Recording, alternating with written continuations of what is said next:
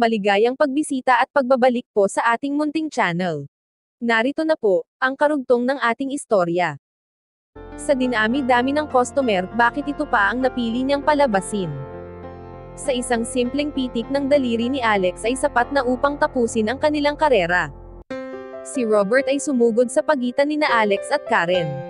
Bago pa makapagsalita si Alex, iwinagayway na ni Karen sa ere ang Supreme Card.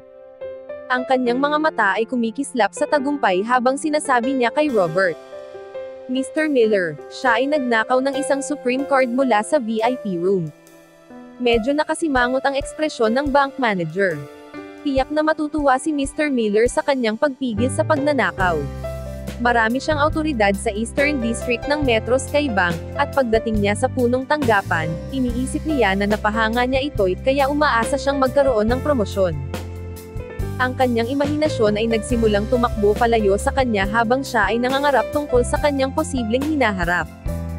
Ang mukha ni Mr. Miller ay palaging medyo malungkot, ngunit habang tinitingnan niya ito, ang kanyang ekspresyon ay unti-unting nagdilim. Bago niya maisip kung bakit, nagulat siya sa pasigaw nitong malakas, dahilan para manginig ang buong katawan niya. Bitawan mo si Mr. Ambrose, habang sumisigaw si Mr. Miller, at natakot siya na binitawan niya si Alex. Itinulak siya ng bahagya ni Mr. Miller sa isang tabi. At yumuko ito kay Alex para humingi ng tawad. Humihingi po ako ng paumanhin Mr. Ambrose, hindi ko na-train ng maayos si Miss Young, sana po ay mapatawad ninyo ako. Ang ekspresyon ni Mr. Miller ay nagpakita ng magkahalong paggalang, kahihiyan at pagkabalisa habang nakatingin ang mga customer sa bangko sa pagkamangha nito. Natigilan si Karen Young. Sa kanya kaya ang kataas-taasang card, pagtataka niya. Nanlaki ang mata niya. Kahit anong pilit niya, hindi niya ito maintindihan. Kung ang lalaking ito ay may pinakamataas na card, kung gayon mayroon siyang hindi bababa sa 3 milyong dolyar, ngunit mukhang nasa 20 taong gulang lamang siya. Isang mahinang mababang uri na talo na may ganoong kalaking pera. Hindi, malabo itong mangyari, sa isip ni Karen. Hindi mo kasalanan Mr. Miller. Siniguro ni Alex na ibinalik sa kanyang bulsa ang card. Salamat Mr. Ambrose. Yumuko si Robert at huminto sandali bago umayos at sinigawan si Karen. Bakit nakatayo ka lang dyan? Humingi ka kaagad ng paumanhin kay Mr. Ambrose. Paanong hindi pa rin naiintindihan ni Karen sa isip ni Robert? Ang binatang nakatayo sa harapan nila, ay hindi lang ordinaryong mayaman, ito ay napakayaman talaga at kailangang tratuhin ng may paggalang. Agad na iniyuko ni Karen ang kanyang ulo kay Alex. Mr. Ambrose, pasensya na po sa bastos kong ugali. Nagkamali ako, gumawa ng kaguluhan sa wala, nag-akusa, at ipinatong ang aking mga kamay sa iyo. Kasalanan ko po ito at sa susunod pag-iisipan ko ang aking pagkilos at ugali.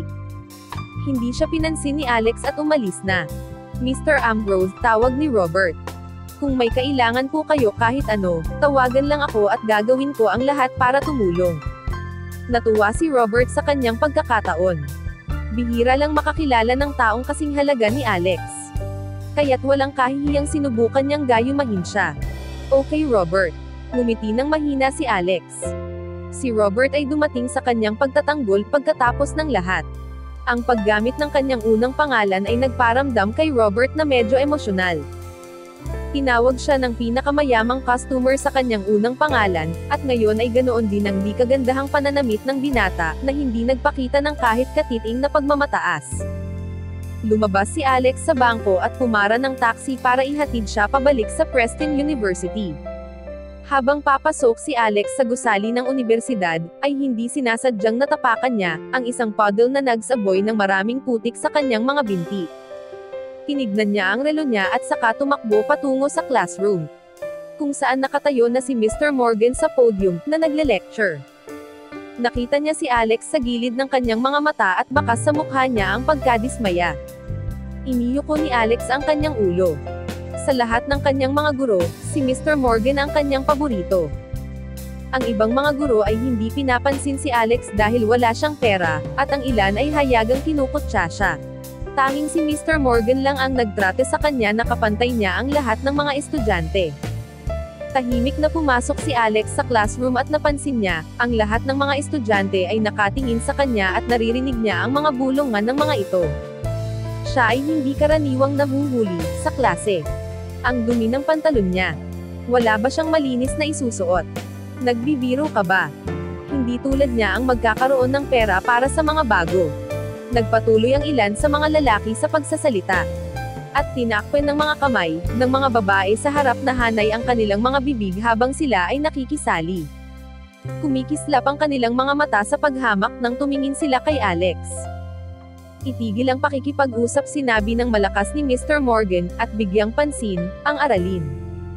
Sa buong lecture, napansin ni Alex na panay ang tingin sa kanya ni Mr. Morgan, puno ng hindi pagsang-ayon ang mga mata nito, na parabang nabigo si Alex na matupad ang kanyang inaasahan. Maya-maya ay natapos na ang lecture. Tapos na ang klase.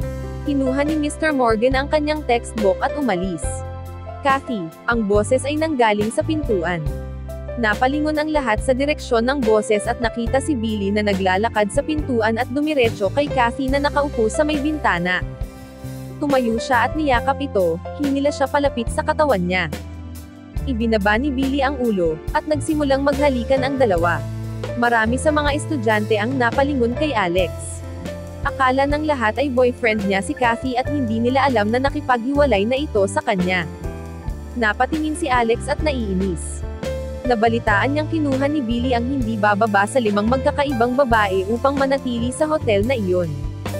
Si Kathy lang ang pinakahuli sa mahabang pila at walang balak si Alex na ipaglaban siya. Nilampasan ni Billy si Alex habang nakaakbay sa baywang ni Kathy. "Darling, sandali lang," sabi ni Kathy kay Billy. Nang huminto ito sa harap ni Alex, ay iniabot ang phone niya. "Dahil naghiwalay na tayo, ayoko nang may utang sayo. Narito ang cellphone na binili mo para sa akin, ilang linggo na ang nakalipas. Ibinabalik ko na." Sinulyapan ni Alex ang Samsung Galaxy phone at saka ito kinuha. "Kailangan mong magtrabaho ng part-time sa loob ng 6 na buwan upang makayanan lang makabili ng isang ganito." Kinuha ni Kathy ang isang bagong-bagong phone sa bulsa at ipinakita ito kay Alex. "Ito ang pinakabagong iPhone at ito ay mas mahusay kaysa sa Samsung Galaxy na binili mo. Siyempre sobrang mahal nito para sa isang talunan na katulad mo." Nagtaas ng baba si Billy at tumingin kay Alex. "Sinabi sa akin ni Kathy na paulit-ulit niyang hinihiling ang cellphone sa iyo. At sa loob ng 6 na buwan, bago mo ito tuluyang naibigay para sa kanya. Sa tingin mo ba makakakuha ka ng babae sa ganyang estado? Pinapahiya mo lang ang sarili mo, kaya sumuko ka na. At binabalaan kita ngayon. Huwag kang mag-iisip ng kahit anong tungkol kay Kathy. Pag nalaman kong nagpunta ka sa kahit saan na malapit sa kanya, magsisisi ka," sabi ni Billy. "Huwag mong sayangin ang iyong laway sa pakikipag-usap sa isang talunang katulad niya. Maaari ba tayong pumunta sa De Luca para sa tanghalian?" Paglalambing ni Kathy kay Billy. At tuluyan ang binaliwala ni Kathy si Alex. "Call me baby," na nakangiting sabi ni Billy sa kanya. "Baby, let's go," niligawan niya siya sa harap mismo ni Alex. "Kathy," sabi ng isang maliit na babae na dumating. "Sobrang dami na ng iyong sinabi. Hindi ko akalain na makikipaghiwalay ka na kay Alex at nahihiya ako sa mga ginagawa mo." "Emma, bakit ka ba nakikialam?" Posigaw na sabi ni Kathy. "Ngayon maayos na ang lahat sa inyo ni Alex saka ka makikipaghiwalay." Pinsan, noong inaway ni Kathy si Alex, kay Emma ito nagtatanong kung sino ang nasa tama.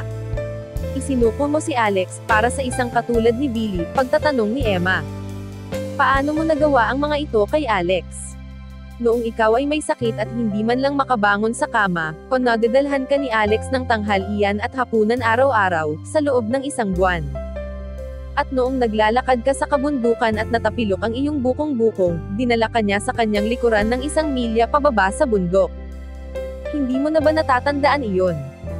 Alam mong hindi siya kumikita ng malaki mula sa kanyang part-time job pero dahil gusto mo ng cellphone ay nagsumikap siya ng maraming buwan para mag-ipon ng sapat na pera para bilhin ito para sa iyo. At ito ang igaganti mo. Pakikipaghiwalay at panlalait sa kanya." Napakunot ang noo ni Kathy. Hindi ko siya pinipilit na gumawa ng kahit ano. Kung siya ay tanga upang gawin ang mga bagay na iyon, yun ay problema na niya. And so what, kung binilihan niya ako ng cellphone? Ito ay Samsung lamang. At bakit gugustuhin ko ng Samsung kung pwede naman akong magkaroon ng iPhone? Umiling si Emma. Kathy, hindi kita maintindihan. Pera lang ba ang mahalaga sa'yo? Makukuha ba ng pera ang lahat ng gusto mo? Oo, tumawa ng malakas si Kathy. Tinitigan niya si Emma at sinabing, inaamin ko na gusto ko ang pera. Mali ba yun? Hinawakan niya si Billy at sinabing, halika baby, alis na tayo. Ang dalawang taong ito ay naiinis sa akin. Sinamaan niya ng tingin sina Alex at Emma at saka umalis palabas ng classroom. Hanggang dito na lang po muna. Sana ay subaybayan po ninyo ang ating istorya. Maraming salamat sa pakikinig. Hinihiling ko po ang inyong suporta sa ating munting channel.